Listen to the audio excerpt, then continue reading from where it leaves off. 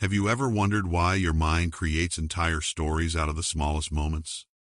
One tiny thought becomes 10, then 100, and suddenly you're spinning inside a spiral you never meant to enter. A simple text turns into a mystery. A short silence feels like a warning. A small mistake becomes something you replay over and over in your head. Overthinking doesn't shout.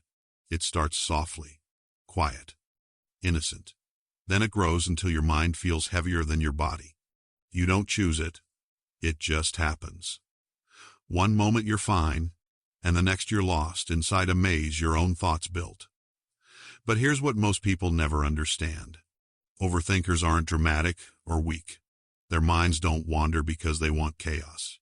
Their minds wander because they care deeply, think intensely, and feel everything with sharp edges. Your brain isn't trying to ruin your peace, it's trying to protect you. It looks for danger, even when there is none. It searches for meaning, even when things are simple. It prepares for the worst before anything even happens. You start with curiosity. Then worry creeps in. Then doubt piles on top. And suddenly, you're carrying the weight of scenarios that never actually existed. But once you understand why your mind works this way, the spiral starts to make more sense. The thoughts feel less like an enemy and more like a pattern you can finally see clearly. Overthinkers live in two worlds at once. The one in front of them and the one inside their head. And the internal one is always louder. Every choice becomes a puzzle. Every text becomes a code. Every silence becomes a signal.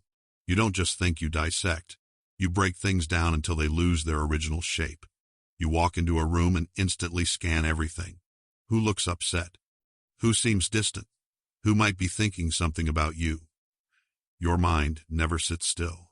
It keeps calculating, predicting, preparing. And this isn't random, it's psychological conditioning. Overthinkers often grew up in environments where they had to stay alert. Maybe things were unpredictable. Maybe people were inconsistent. Maybe you learned that staying one step ahead kept you safe. So now your brain treats everything like a threat, not because it's dangerous, but because your mind is trained to expect the worst before it happens. And the hardest part? Overthinkers don't trust the first thought, or the second, or the third. They dig and dig until every feeling has been questioned, even happiness, even peace, especially peace. When things finally feel calm, your brain whispers, something's off. It can't be this easy. So you search for the hidden problem, even when there isn't one. But beneath all of this is something most people don't notice. Overthinkers feel deeply. They care intensely. And their mind runs wild, not out of fear, but out of sensitivity, awareness, and the desire to get things right. But the mind of an overthinker doesn't just analyze situations. It creates stories. It fills in blanks that were never meant to be filled. One small misunderstanding can turn into a whole disaster scenario. One unanswered text becomes proof that something is wrong. One awkward moment turns into hours of replaying everything you could have said differently. And the irony is this: overthinkers rarely share their thoughts. They keep the chaos quiet. They smile.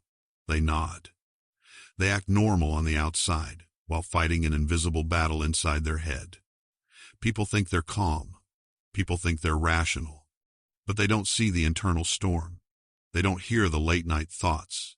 They don't feel the tension sitting in the chest like a heavy stone. Overthinking creates exhaustion that doesn't show on the surface. It drains your energy, your confidence, your ability to stay present. You end up second-guessing things that should be simple. You start questioning your own worth, your decisions, even your relationships, not because you don't trust others, but because you don't trust your own interpretation of things. Your mind always whispers, "What if you're wrong?" And that single question becomes the root of the entire spiral.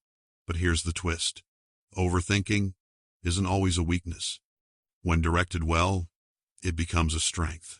It gives you insight, awareness, depth, the ability to catch what others miss. The challenge is learning to guide it, not let it consume you.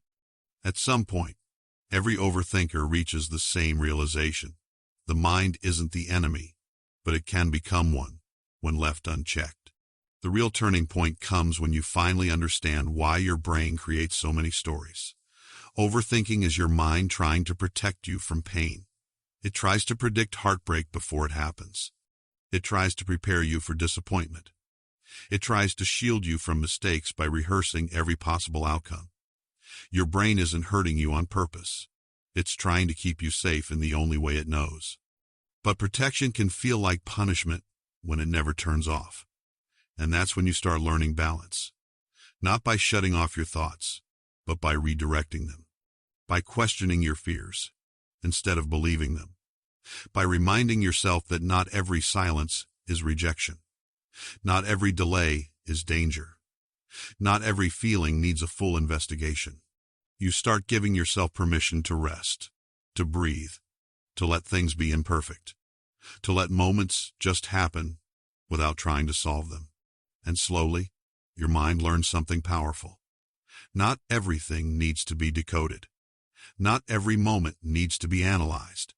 Some things are allowed to simply exist. Overthinking may always be part of you, but it doesn't have to control you. You can retrain your brain to slow down, to trust more, and to let life unfold without constant predictions. And when you do, your thoughts don't disappear. They finally become quiet enough for you to live. Tap like to push this video to others who need it. Subscribe and hit the bell for more powerful stories.